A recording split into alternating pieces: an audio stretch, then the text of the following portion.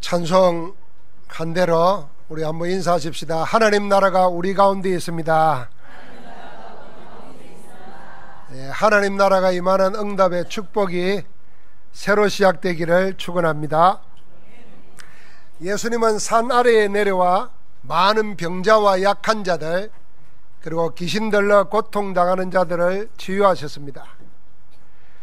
예수님을 통한 하나님의 역사가 일어나자 수많은 사람들이 몰려들었습니다. 몰려든 사람들 중에는 유대 종교의 지도자들도 있었습니다. 이들은 예수님이 하시는 사역들을 보면서 자기들의 잣대로 하나하나 따져 묻기 시작했습니다. 오늘 본문에서부터 그런 일이 본격적으로 나타납니다.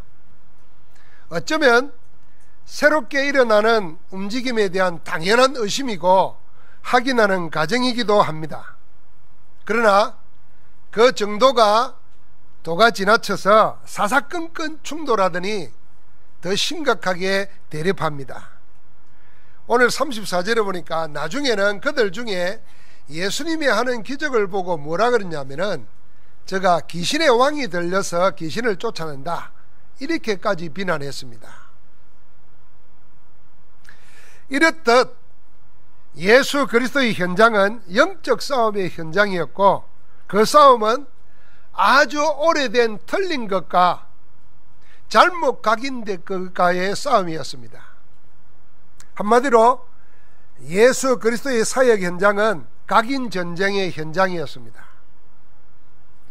주님의 말씀처럼 새 포도주를 새 부대에 넣으려고 하는 자들과 새 포도주를 새 부대에 담으려고 하는, 큰 부대에 열려고 하는 사람과 새 부대에 담으려고 하는 사람들의 싸움이었습니다. 이거는 우리가 말씀 들을 때도 마찬가지입니다. 우리가 하나님의 말씀을 하나님의 말씀으로 받는 사람이 있는가 하면은 하나님의 말씀을 들을 때 이미 내게 각인되어 있는 것, 복음 알기 전에 각인 뿌리 체질되어 있는 그걸 가지고 말씀을 자꾸 분석하려고 합니다. 그게 늘 부딪히지요. 그런 일들이 지금 오늘 본문에 그대로 있는 겁니다. 주님의 생각과 사사건건 부딪힌 사람들 중에는 율법을 가르치는 서기관들이 있고, 또 그 가운데는 가장 엄격한 율법 준수자라고 자처하는 바리새인들이 있었습니다. 그런 무리들 속에 세례 요한의 제자들까지도 끼어 있었습니다. 1절부터 8절까지는 주님과 첫 번째로 부딪힌 사람들이 나옵니다. 그들은 서기관들이었습니다. 성경을 연구하고 성경을 가르치고 성경을 기록에 남겨놓는 사람들입니다. 예수님 앞에 중풍병자를 침대에 누인 채로 데리고 온 사람들이 나타났습니다. 예수님은 그들의 행동을 믿음으로 보셨습니다. 여러분, 믿음은 행동으로, 삶으로 나타나는 거예요. 근데 중풍병은 오래되었기 때문에 낫지 않는다는 거 다 알고 있습니다. 그런데 그 낫지 않는다는 중풍병자를 친구들인지 가까운 사람들이 침대에 누인 채로 주님께 데리고 왔어요. 이거는 그들의 기대도 있고 그들이 예수님에 대한 소문을 들은 것이 있기 때문에 그들을 보고 주님은 믿음이라고 본 겁니다. 그들의 행동을. 여러분, 우리의 행동은 믿음과 정비례합니다. 주님이 그들을 보고 뭐라 그러냐면, 이 사람의 병이 나았으니 데리고 가라, 이렇게 말하지 않고 내 죄 사함을 받았느니라, 그렇게 말씀하셨습니다. 이 말을 들은 서기관들은 예수님이 하나님을 모독한다고 했습니다. 하나님만이 하실 수 있는 죄 사함을 감히 저가 누구길래 한단 말인가, 예수님을 신성모독자라고 했습니다. 그런데 이런 생각을 아신 주님은 이들의 생각을 보고 뭐라고 했냐면 악한 생각을 한다 그랬어요. 그래서 묻습니다. 여러분도 한번 대답해 보시기 바랍니다. 네 죄 사함을 받았느니라 하는 말과 중풍병자를 보고 네 누워있던 자리를 들고 일어나 걸어가라 하는 말이 어느 게 더 쉽겠습니까? 주님은 그렇게 물었어요. 여러분 어느 것이 더 쉽다고 생각합니까? 아마 마음이 이럴 거예요. 야, 중풍병자 내가 옆에서도 봤는데 그 의사도 못 고치더라. 결국은 그러다가 가더라. 야, 그건 어려운 거야. 그래도 제삼 받았다는 말은 모르잖아. 그거는 말하니까 쉽겠다, 이렇게 생각하는 사람도 있을 거예요. 근데 그 사람은요, 복음이 뭔지 아는 사람입니다. 놀랍겠지만은 제3을 받았느니라 하는 말이 더 쉬운 말입니다. 왜냐하면 제3은 사람의 힘으로 노력으로 할 수 있는 게 아니라 하나님이 은혜를 주시면은 하나님의 은혜로 되어지기 때문입니다. 그래서 하나님이 하시기 때문에 쉬운 겁니다. 이건 복음을 아는 거예요. 그런데 병자를 들고 일어나 걸어가라는 것은 사람의 힘으로 못하는 거잖아요. 아마 그 사람은 그래서 어렵다고 생각할 겁니다. 유대인들의 마음속에, 종교인들의 마음속에는 뭐가 있었냐면은 죄를 사하는 것은 하나님만 하실 수 있다, 이렇게 생각하고 있으면 될 텐데 그 죄를 내가 해결해야 된다 생각한 겁니다. 내가 해결하기 위해서 모든 종교 행위를 하는 겁니다. 내가 지금 금식하는 것도, 내가 지금 11조를 드리는 것도, 내가 지금 이런 유대종교에 속해가지고 열심히 배우는 것도 전부 다 제사함 받기 위해서라. 죄로 인해서 오는 심판, 저주, 재앙을 벗어나기 위해서라.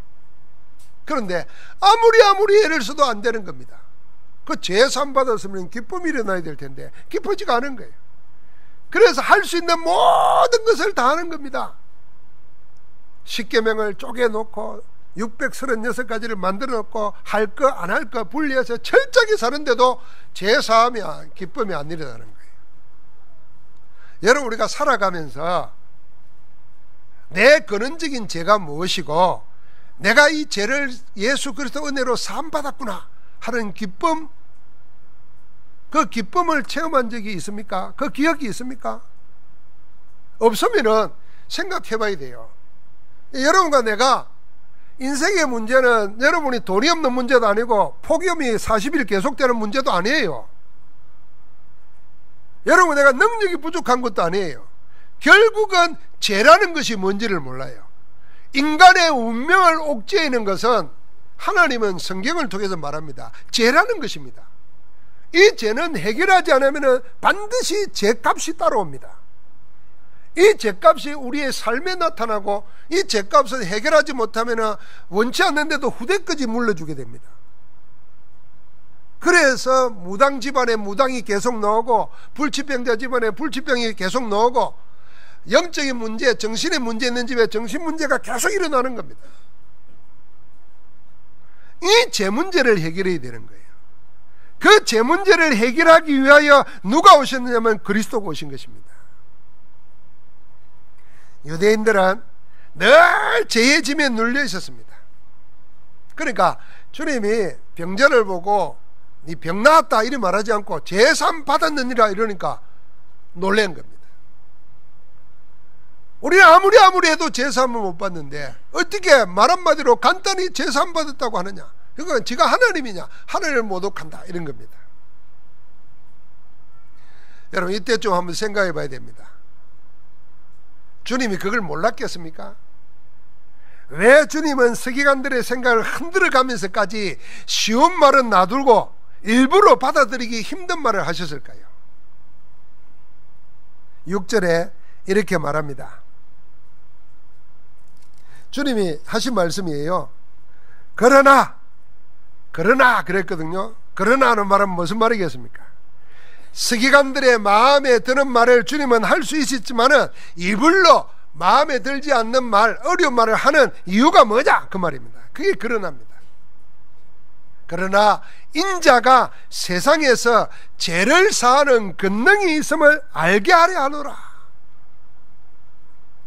인자이신 예수님이 누구인지를 알게 하시려고 주님은 일부러 알아듣기 힘든 말을 하신 것입니다.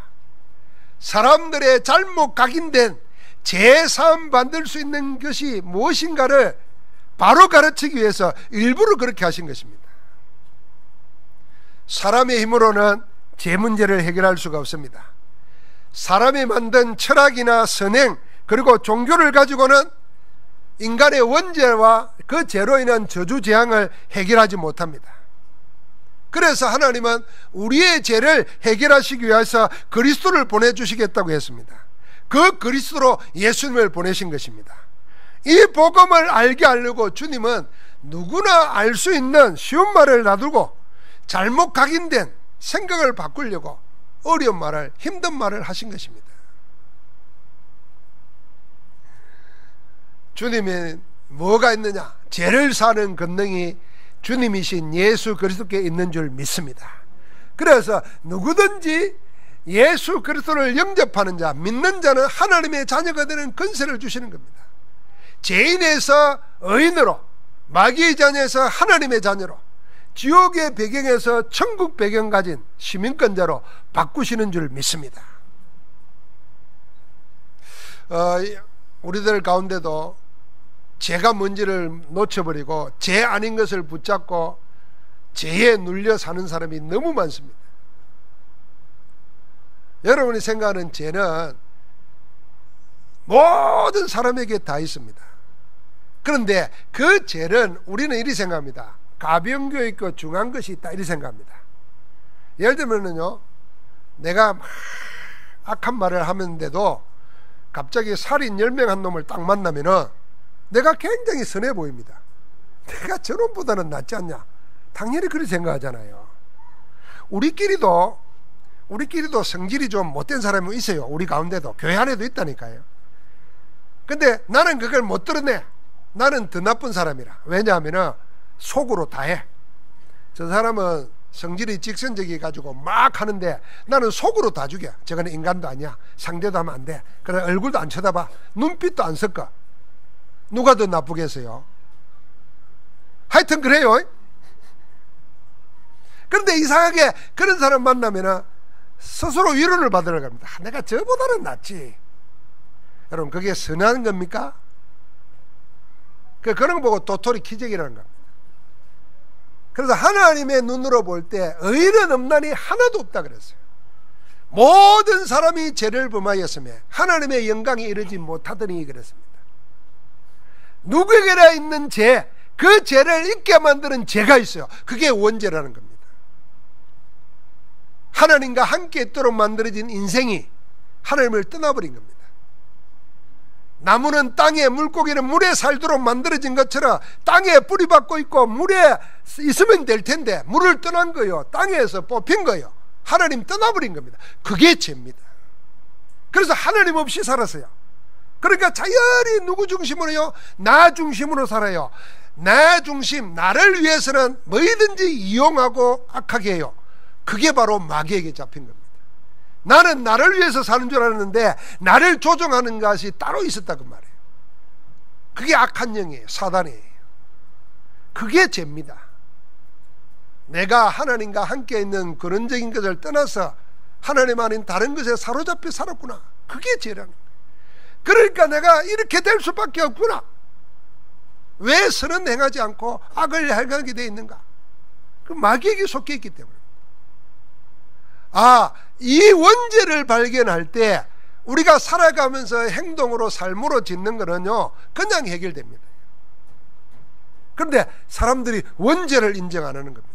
종교가 원죄를 모릅니다. 모든 종교는 원죄를 몰라요. 그래서 아무리 발버둥을 쳐도 자기를 못 벗어납니다. 사단을 벗어나지 못합니다. 지옥을 못 벗어납니다. 하나님께서 그 문제를 해결하기 위해서 단번에 영원히 끝내시기 위해서 예수님을 그리스도로 보내시고, 그리스도께서 우리의 죄를 대신하여 십자가에 죽으시고 우리를 어렵다기 위해서 살아나셔서 우리 가운데 함께 하시는 줄 믿습니다. 그 이름이 예수 그리스도라. 그래서 여러분, 다시 말합니다. 여러분, 오늘 여기 와 있으면서 하나님의 임재를 기억해야 됩니다. 여러분과 나는 누굴 믿느냐? 교회 다니는 거 아닙니다. 교회 다니면 안 돼요. 누굴 믿느냐? 하나님 믿느냐? 아닙니다. 누굴 믿느냐? 예수가 그리스도이심을 믿는 것입니다. 그 그리스도가 누구인지를 알아야 되는 겁니다. 서기관들은 이걸 놓치고 있는데 바리새인들도 역시 마찬가지였습니다. 예수님이 세리로 있던 마태를 제자로 택했습니다. 그리고는 마태의 집에서 세리들과 많은 죄인들과 함께 식사를 했습니다. 유대인들이 볼 때 세리는 뭐냐 하면은 로마 정부의 하수인이라 악행을 일삼는 사람이라. 그래서 우리식으로 말하면 사람 취급을 안 했습니다. 그 죄인이라는 거예요. 그리고 여기 죄인들은 뭐냐 하면은 가난하거나 연약하기 때문에 율법을 지킬 수가 없어요. 율법을 지킬 수 없기 때문에 죄인으로 낙인 찍혀 있는 사람들입니다. 그러니까 예수님은 이 사람들과 함께 식사를 같이 했어요. 바리새인들은 어울려서는 안 되는 사람과 어울리고 친밀하게 어울리는 주님을 보면서 의아하게 생각하면서 물었습니다. 제자들에게 왜 너희 선생은 세리와 죄인들과 어울리느냐? 어울려서는 안 되는 사람들과 어울리는 이유가 뭔가? 하고 물은 겁니다. 그때 주님이 대답한 겁니다. 건강한 자에게는 의사가 쓸데없고 병든 자에게 쓸데있느니라. 그러면서 마지막에 주님 오신 이유를 말합니다. 나는 의인을 부르러 온 것이 아니요 죄인을 부르러 왔노라. 자기들의 잣대를 정해놓고 그 틀 안에 들어오면은 의인이고 그렇지 못하면 죄인이라고 낙인 찍고 상대도 안 하는 바리새인들에게는 큰 충격적인 말이었습니다. 인자신 예수 그리스도는 자칭 의인이라는 너희를 구원하러 온 것이 아니고 자기가 죄인임을 알고 이 죄에서 벗어날 하나님의 은혜를 구하는 그 의인을 찾아왔다 그 말입니다. 선한 일을 하고 을을 행해서 의인이 아니고 내 죄를 어찌할 수 없기 때문에 하나님의 자비를 구하는 그 사람이 의인이라. 그 사람이 자기 죄인인 줄 아는 그 사람을 구원하러 왔다는 것입니다. 그런데 바리새인들은 자칭 의인이라 율법을 지키고 있고 율법대로 살려고 애를 쓰니까 너희를 구원하러 온 게 아니라는 것입니다. 잘못 각인되어 있고 그 각인에 틀린 각인에 사로잡혀 있는 사람들이 바리새인이었습니다. 그래서 복음을 자기들만의 소유로 생각하고 복음 전도의 이유를 잃어버리고 있는 바리새인들이 죄인과 세리를 구별해 놓고 어울리지도 않았던 겁니다. 그 각인을 지금 바꾸는 것입니다. 너희 생각을 바꾸라는 겁니다. 여러분, 우리가 신자끼리 복음 안에서 정말 쉽게 말해서 사이좋게 원넷이 되어서 살아야 됩니다. 그래야 서로 위로가 되고 힘을 얻습니다. 그런데 우리의 사귐이 신자들끼리의 사귐이라면 바리새인과 사귐과 똑같은 겁니다. 주님은 사람들이 볼 때는, 그 시대 사람들이 볼 때는 어울려서는 안 되는 사람들, 죄인들, 그 사람들과 어울린 겁니다. 여러분과 내가 무리가 아니고 그리스도의 제자라면 왜 세상 속에 들어가서 불신자들을 찾아가야 되고 그들과 살아야 되느냐 하는 이유를 발견하게 됩니다. 그래서 신앙은, 좋은 신앙은 불신자하고 상대도 안 하는 게 아닙니다. 불신자하고 상대해서 그들 속에 하나님의 복음을 전할 수 있는 사람, 그 사람이 진짜 신자입니다. 틀린 각인으로 주님을 바라보는 사람들 가운데는 요한의 제자들도 끼어 있었습니다. 그들의 생각도 그 시대의 다른 종교인들의 생각과 마찬가지였습니다. 그래서 주님에게 묻습니다. 우리와 바리새인들은 금식하는데 어째서 당신의 제자들은 금식하지 않습니까? 이렇게 물었어요.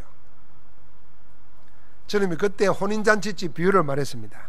야, 혼인잔치집에 왔는데 신랑이 우리와 함께 있을 때 금식하느냐? 먹고 즐겨야 되지 않느냐? 나중에 신랑을 잊어버릴 때가 오는데 그때 금식에도 늦지 않다는 겁니다. 그러면서 하시는 말입니다. 지금 주님이 우리와 함께 하는데 금식이 아니라는 겁니다. 복음을 알고 복음을 누려야 될 때지. 금식하면서 뭔가를 해결해 보려고 하나, 그건 안 된다는 겁니다. 그러면서 주님이 위대한 말씀을 하셨습니다. 그게 뭐죠? 새 포도주는 새 부대에 담으라는 것입니다. 한번 읽어보겠습니다. 9장 16절과 17절입니다. 같이 읽어보겠습니다.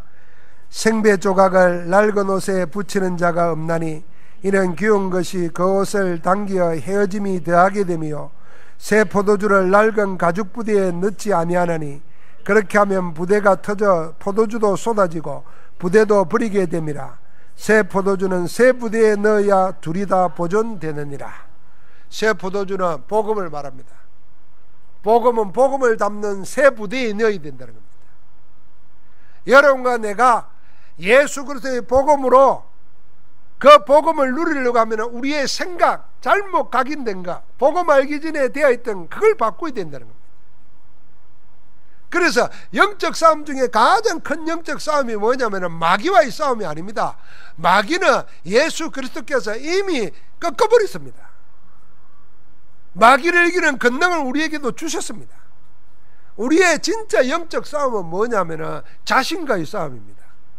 그 자신과의 싸움에 뭐냐면 내가 복음 알기 전에 하나님 말씀 아닌 것으로 각인되어 있는, 이미 각인되어 있는 내 생각과의 싸움입니다. 내 생각을 벗어나야 되는 겁니다. 할렐루야. 그래서 나와 싸워야 돼요. 나와, 내 생각과. 그런데요, 내 생각을, 여러분이 생각하는 진리, 여러분이 생각하는 복음, 여러분이 생각하는 좋은 말, 그게 모든 것이 뭐지요? 그 출처가 어디지요? 아무리 좋은 말인데도 하나님의 말씀 아닌 것에서 놓은 거 많아요. 내 사상이 되다시피 한 게요, 복음 아는 게 많아요. 여러분 이번에 한번 생각해야 됩니다. 유명인들이 자살을 합니다. 근데 우리나라가 참 이상한 게, 사람이 다 살다가 보면 죽고 나면 다 좋은 것만 이야기해요. 그래서 사람들이 자꾸 죽으려고 그래요. 여러분 이게 성경적이에요? 아무리 훌륭한 대의를 위해서 하더라도 자살을 해버리면, 유명인이 자살하면은 그 끼치는 영향이 어느 정도 되는가를 생각해야 됩니다. 그래서 차라리 주님처럼 고난을 당해야 돼요.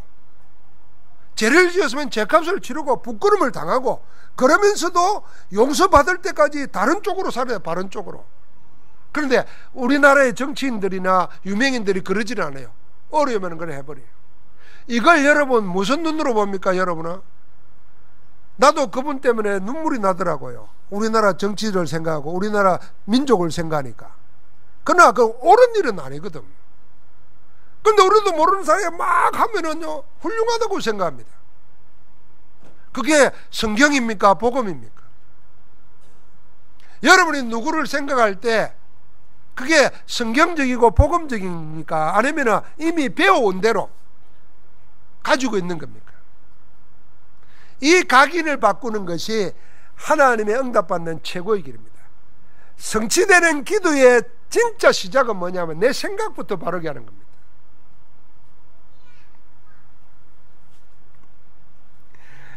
이렇듯 사날의 세상 현장에서 주님이 하신 사역은 겉으로는 병든 자를 고치고 귀신을 쫓아내고 약한 자를 돕는 일 같이 보였습니다.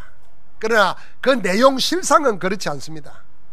예수님의 진짜 사역은 뭐냐 하면 이미 잘못된 틀린 것으로 각인된 우리의 생각, 사상, 신앙을 바로잡는, 치유하는 사역이었습니다.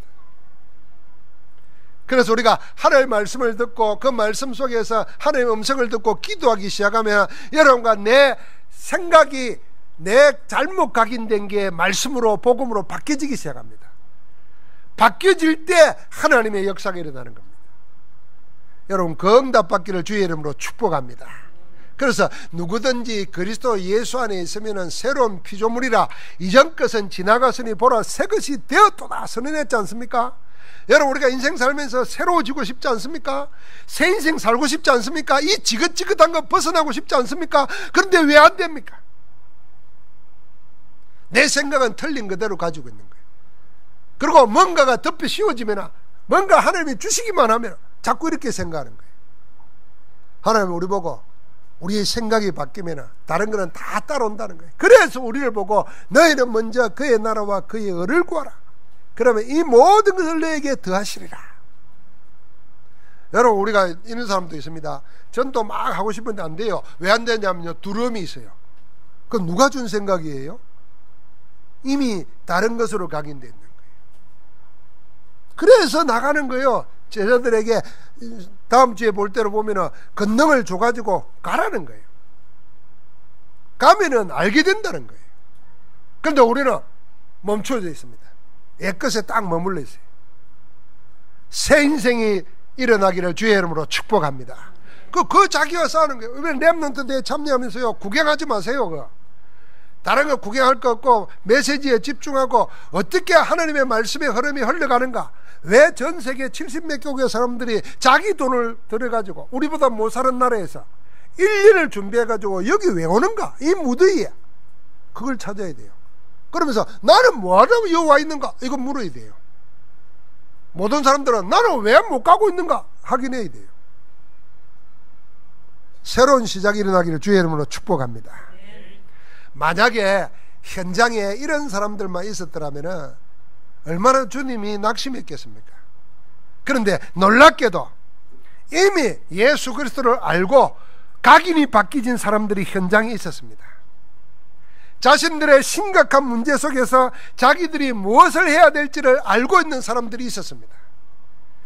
그래서 주님을 만나러 나올 때는 이미 틀린 각인을 다 버리고 나왔습니다. 자기를 넘어섰습니다. 진짜 영적 싸움인 자기와의 전쟁에서 이기고 나온 것입니다. 그런 사람이 두 사람 나옵니다.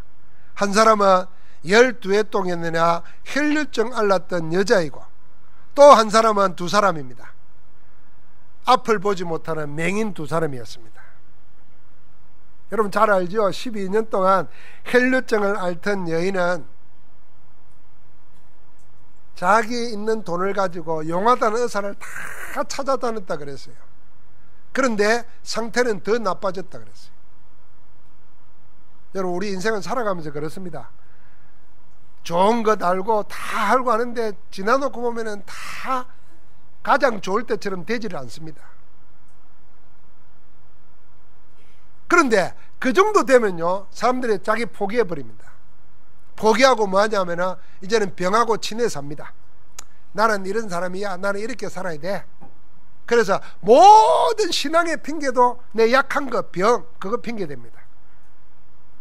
가난하면요, 가난은 내 천직이라 생각해요. 그래서 가난하고 친해집니다. 그래서 아무것도 안 해요. 다 모든 거 가난이 핑계입니다. 그런데 이 여자는 달랐습니다. 12년 동안 고통당하고 나아진 것은 없고 더 상태가 안 좋아졌는데도 예수 그리스도의 소문을 듣고 마음에 이런 마음이 생겼어요. 그게 믿음이라 그랬어요.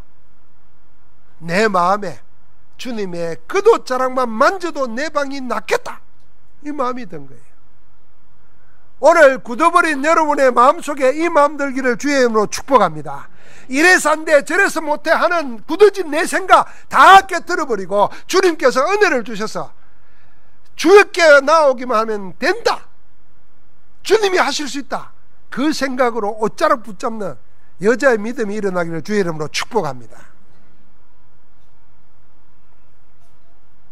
12해 동안 고통과 수많은 치유에 실패해도 그 여자의 믿음을 막지 못했습니다. 사람들의 모욕적인 시선도 그 여자를 막지 못했습니다. 그 여자는 과거의 실패를 상처로 스스로 남기지 않았습니다. 그 여자는 자신과 자신을 둘러싸고 있는 모든 문제를 이겨내었습니다. 사단은 우리의 연약함을 틈탑니다. 그래서 잘못 각인시키는 영적 상태로 우리를 꽉 사로잡아 놓습니다. 그런데 이 여자는 거기에 묶이지 않았습니다. 각인 전쟁에서 승리하고 나온 것입니다. 그래서 주님이 그 여자를 보고 말했습니다. 딸아, 안심하라. 네 믿음이 너를 구원하였다. 맹인 두 사람도 마찬가지였습니다. 이 두 사람은 앞을 보지 못합니다. 주님의 시선과 발걸음을 멈추게 하기 위해서 할 수 있는 것이라고는 하나밖에 없습니다. 고함지는 겁니다. 자기 한계 속에서도 할 수 있는 게 뭔가를 찾은 거예요. 어떤 사람들은 만 가지 할 수 있는 거 놔두고 안 되는 거 한 가지 붙잡고 낙심하고 좌절하고 우울에 빠집니다. 그런데 아무것도 할 수 없는 사람이 한 가지 할 수 있는 걸 찾았어요. 그게 뭐냐? 앞이 안 보이는데도 꽝 질러야 되겠다. 그것도 두 사람이 같이. 그래서 소리 질러 외쳤습니다. 다윗의 자손이여, 우리를 공의히 여겨 주옵소서. 예수님이 그들의 소리를 듣고 발을 멈추고 물었습니다. 내가 능히 이 일을 할 줄 믿느냐? 그랬습니다. 주여, 그러하나이다. 주님이 그들의 눈을 만져주면서 말했습니다. 너희 믿음대로 되라.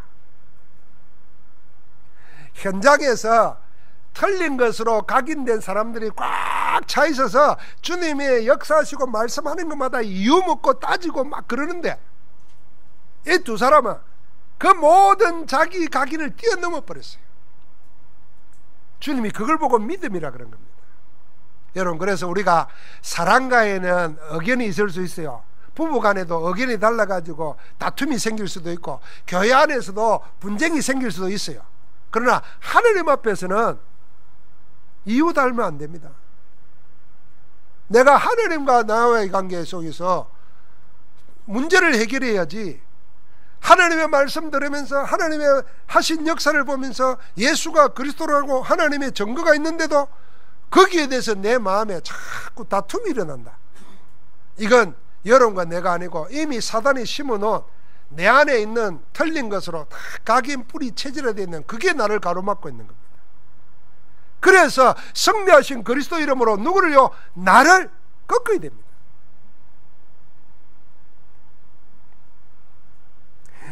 열두 해 동안 혈루증으로 고통당하던 여자와 마찬가지로 두 맹인도 역시 자신과의 싸움에서 이기고 주님께 나온 겁니다. 앞이 보이지 않는다는 것이 자기들의 믿음을 가로막지 못합니다. 여러분, 그리 되기를 주의 이름으로 축복합니다. 내 약하고 내 못나고 내 못 배운 것이 내 믿음을 가로막지 못하도록 승리하신 그리스도를 붙드시기 주의 이름으로 축복합니다. 그래서 하나님 자녀가 구원받으면은 자유입니다. 자유가 뭐냐면은 그리스도 복음 안에서 스스로 할 수 있는 자유예요. 그리스도 안에서 물고기가 물에서 자유롭게 노는 것처럼 그리스도 안에서 얽매이지 않고 자유할 수 있는 힘을 우리에게 주셨어요. 그런데 복음을 못 누리면은 아무도 나를 안 묶어 놓는데 스스로 묶여요. 미래에 묶이고 현재에 묶이고 더위에 묶이고 핑계에 묶이고, 세월 지나다 보면은 그 사람 인격 속에 전부 다 뭐만 있냐면 원망과 불평과 분노와 좌절이 꽉 차 있어요. 그래서 자기가 생겨도 자기가 싫은 거예요. 이게 사단이 뿌려놓는 가라지들입니다. 승리하신 그리스도 바라보고 이기기를 주의 이름으로 축복합니다. 이 두 사람은 모두 다 자기를 넘어선 믿음의 사람들이었습니다. 주님께서는 그들의 행동에서 그들로 하여금 자기 한계를 넘어서는 믿음을 보신 겁니다. 그래서 주님은 그들을 보고 너희 믿음대로 될지어다, 그렇게 말씀하신 겁니다. 주님은 사람들의 믿음을 보십니다. 주님은 믿음이 사람들을 구원하신다는 사실을 아십니다. 주님은 믿음대로 된다는 사실을 아시기 때문에 그대로 말씀합니다. 네 믿음대로 될지어다. 옆 사람 축복할까요? 주님은 알고 있습니다. 믿음대로 됩니다. 그래서 오늘 여러분과 내 마음속에 믿음이라 그러니까 자꾸 그 강신자들을 생각하면 안 돼요. 이번에도 뉴스 보셨죠? 그 여자 목사가 얼마나, 여러분들이 생각하면 카리스마가 있고 설교를 잘하고 얼마나 힘이 있었으면 교인들 400명을 저 피지로 갔다가 이주를 시켰어요. 여러분, 그래서 능력 보지 마세요. 그 여자 목사는 나보다도 능력 있는 것 같아. 왜냐면 400명을 끌어다가 외국으로 보낼 정도니까. 나는 WIC 보내는데 100명 보내는데도 길을 기진맥진하는데 그거 보냈어요. 야, 알아보니까 그 피지를 갈 때 지간을 데려갔다네요. 풍수지리 보는 지간을 데려가가지고 어디가 제일 좋은 땅인가, 주님 올 때 오실 땅인가, 이걸 귀신 들린 사람한테 물어본 거예요. 대단합니다. 이단이라고 해놓으니까요, 막 대물을 하는데 얼마나 여자들이 열심인지요. 아이들 엄마들이 유모차 끌고요, 종로 5가에 대물하러 오는데 내가 거기 현장에 가봤거든. 놀랍습니다. 여러분, 제가 이 이야기 왜 합니까? 그런 게 믿음이 아닙니다. 정말 주님이 역사하시는 믿음, 주님이 믿음대로 될지어다 할 때 그 믿음은 무슨 믿음입니까? 첫 번째입니다. 예수 그리스도가 어떤 분이심을 믿는 믿음입니다. 도대체 예수가 누구냐, 이걸 아는 믿음이 진짜 믿음입니다. 예수가 그리스도이십니다. 모든 죄와 문제를 해결하신 하나님의 보내신 자 그리스도는 예수님입니다. 그래서 그리스도, 예수, 이것을 믿는 믿음이 하나님을 움직이는 겁니다. 만약에 그 믿음이 없으면 사람들이 행하는 이적을 보고 기적을 보고 현혹하는 논리정연한 말들을 보고 속아 넘어가는 겁니다. 내 영혼을 그런 데 맡겨서는 안 되는 거예요. 어떤 믿음입니까? 그 그리스도께서 하신 일이 무엇인지를 믿는 믿음입니다. 그리스도는 무슨 일을 하셨습니까? 마귀의 권세를 꺾어버리신 참왕이십니다. 그리스도는 무슨 일을 하셨습니까? 여러분과 나를 죄와 저주, 운명에서 해방시키신 참제사장이십니다. 그래서 구원받은 자에게는 운명이라는 게 없어요. 하나님의 계획이 있고 하나님의 인도가 있고 섭리가 있는 거지. 그리스도가 무슨 일을 하셨습니까? 아무도 할 수 없는 하나님 만나는 길이 되어 주신 겁니다. 참 선지자십니다.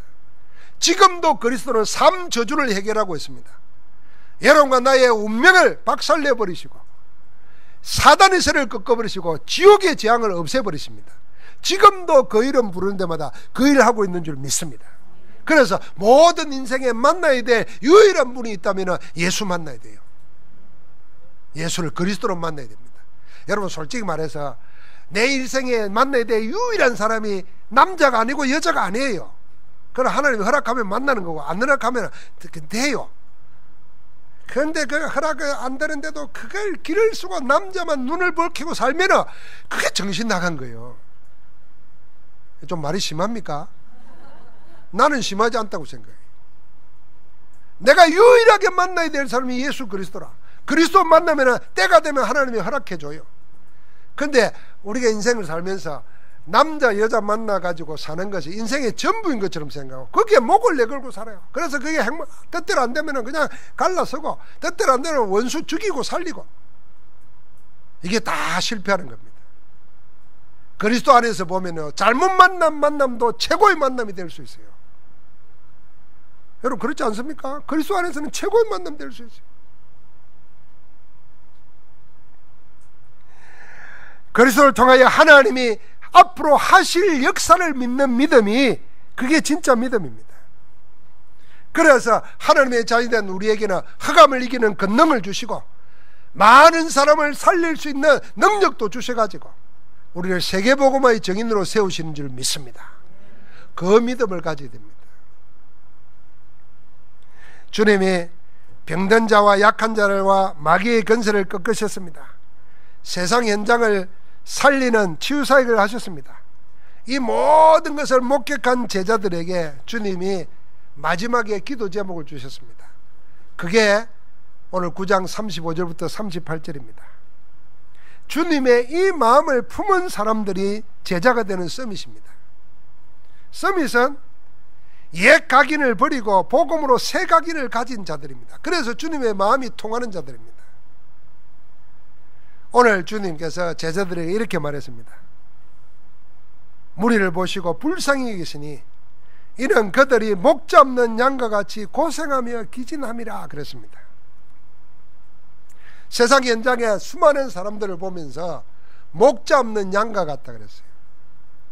인도자가 없고 보호해 줄 자가 없어서 제멋대로 혼자서 살아야 되는 사람입니다. 여러분, 세계에 흩어져 있는 난민들 보십시오. 자기 조국의 정치가들이, 기업가들이, 능력자들이 보호를 못 해줍니다. 그러니까 자기 고국을 떠나가지고 남의 나라에서 몸을 팔아가면서 생존을 유지하려고. 거지도 거지가 아니에요. 그렇게 떠돌아다닙니다. 아마 주님이 영적으로 모든 사람을 그렇게 본 겁니다. 보호자도 없고 인도자도 없고 위로자도 없어요. 그러다 보니까 이 험한 세상에서 고통당하며 사는 사람들을 본 겁니다. 여러분, 인생은 어떤 눈으로 봐야 되겠습니까? 하나님 떠나가지고 사단에게 매여서 지옥 배경을 가지고 불신자 6가지 운명 속에서 묶여 삽니다. 원치 않은 재앙이 개인에게 오고 마음과 정신에 오고 육신에 오고 그게 자녀에게 오고 집안에 오고 끊임없이 일어납니다. 그 현장을 그 눈으로 보라는 겁니다. 그러고는 주님이 뭐라고 그럽니까? 뭐가 부족한지를 알게 합니다. 추수할 것은 많은데 일꾼이 적다. 돈이나 지혜나 경험이나 능력이 부족한 게 아닙니다. 우리는 늘 부족하다고 생각하는 거, 주님은 그건 부족한 거 아니라는 겁니다. 진짜로 뭐가 부족하냐? 사람이 부족하다는 겁니다. 일꾼이 없다는 겁니다. 제자가 없다는 것입니다. 주님은 일꾼 제자에게 모든 걸 공급해 주실 것입니다. 참 우리가 성경을 하나님의 눈으로, 복음 가진 자녀의 눈으로, 하나님이 나와 함께 하신다는 눈으로 보면은 하나님이 말하는 것과 내가 생각하는 것은 정반대구나 하는 생각이 들 때가 너무 많습니다. 주님 보면서 사람이 없다는데 우리는 늘 내 없는 게 뭐냐? 돈 없고 시간 없고 건강 모자라고 빽이 없고 여러분, 그것과 싸워야 됩니다. 주님은 승리하셨는데 나는 주님이 승리하신 그걸 다 놓쳐버리고 실패할 수밖에 없는 걸 붙잡고 살아가고 있으니 그걸 다 버려야 됩니다. 여러분, 지금 우리는 갈등하거나 주저할 시간도 없습니다. 낙심하고 원망할 여유도 없습니다. 틈도 없어요. 주님의 탄식을 들어야 됩니다. 추수할 것은 많은데 일꾼이 적다. 그래서 우리는 사무엘이 했던 고백을 해야 됩니다. 주여 말씀하옵소서, 주의 종이 듣겠나이다. 그래서 이사야 선지자가 했던 고백을 해야 됩니다. 주여 내가 여기 있나이다. 나를 보내소서. 참된 기도는 주님의 마음과 통하는 기도여야 합니다.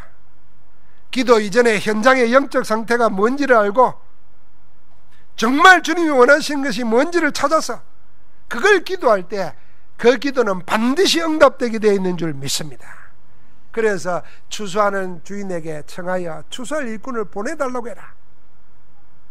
여러분, 우리가 제자를 찾아야 되고 내가 제자 되어야 되고 그 제자를 찾아서 우리가 현장에 나가는 겁니다.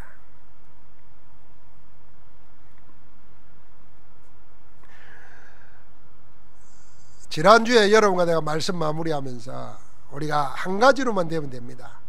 복음으로 충분하고 그 복음 누리는 기도로 만족할 수 있고 전도로 행복한다면 그 사람은 하나님이 원하는 최고의 사람입니다. 오늘 하나님께서 우리 신앙을, 우리의 각인을 치유해 주시면서 여러분과 나에게 새로운 것으로 각인 뿌리 체질되기를 원하시는데 그게 세 가지입니다. 다시 한번 이야기하면 복음으로 각인되기를 하나님이 원하시는 겁니다. 그 복음으로 각인된다는 말이 무슨 말이겠습니까? 지금 하나님은, 성산 하나님은 지금도 역사하고 계십니다. 말씀을 성취하고 계시고 기도에 응답하고 계시고 구원의 역사를 이루고 계시는 겁니다. 그분이 나와 함께 하십니다. 그분이 나에게 배경이 되어주시고 건설을 주셔가지고 세상 속에 함께 하십니다. 그걸 잊어버리지 않고 누리는 것이 복음 각인된 겁니다. 자, 여러분, 내가 문제 있을 때에 낙심하고 좌절하고 시간 놓쳐버리면요, 그 복음 각인이 안 되어 있기 때문입니다. 지금 함께 하시는 그리스도를 놓치기 때문입니다. 그걸 찾아야 됩니다. 복음 각인. 하나님은 여러분과 나와 언제나 어디서나 함께 하시는 줄 믿습니다. 그래서 기도로 만족하려고 하면은 기도의 뿌리가 내려져야 됩니다. 기도를 육신적인 것에서 영적인 것으로 바꿀 때 기도의 뿌리가 내려지기 시작합니다. 쉽게 말하면 내가 하나님 안에서 복음으로 힘을 얻으면 하나님이 육신을 이길 수 있도록 하십니다. 많은 것을 거두게도 하시지만 없어도 모자라지 않도록 하나님이 채우십니다. 저는 자주 하는 말이지만 그 할머니들이 폐지 주워 가지고 남 돕는 사람이 있어요.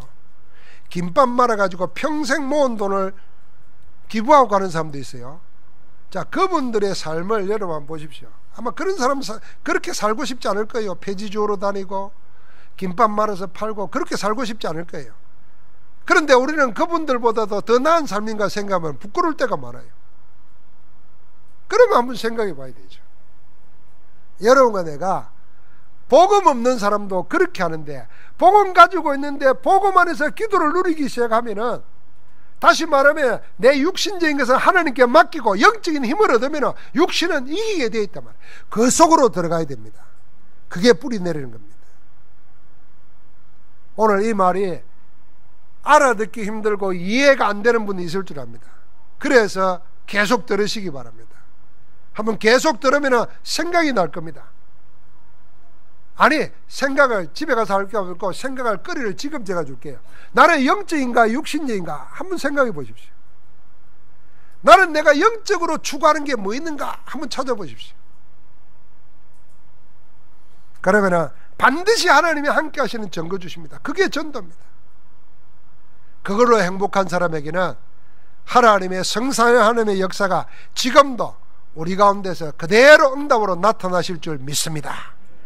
하나님 감사합니다.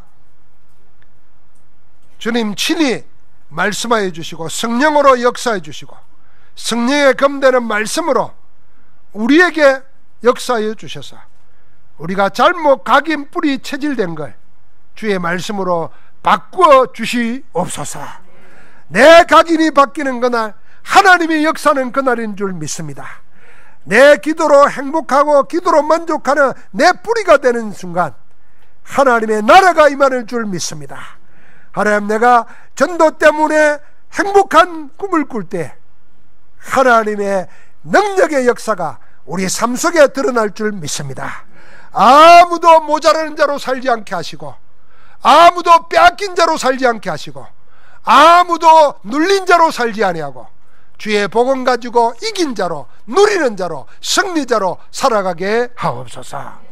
예수 그리스도 이름으로 기도하옵나이다. 아멘.